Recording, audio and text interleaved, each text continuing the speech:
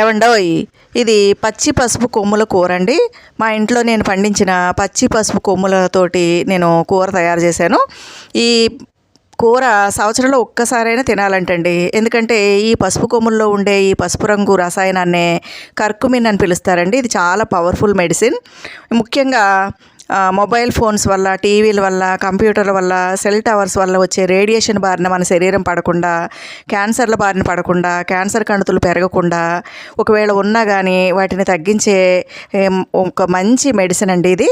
ఇంకా ఎవరికైనా నరాల వ్యాధులు ఉంటే వాటిని కూడా ఈ కర్కుమిన్ తగ్గిస్తుందంట. ఇంకా డయాబెటీస్ ఉన్న వాళ్ళకి ఈ కూర తినడం వల్ల షుగర్ లెవెల్స్ నార్మల్లో ఉంటాయంటండి.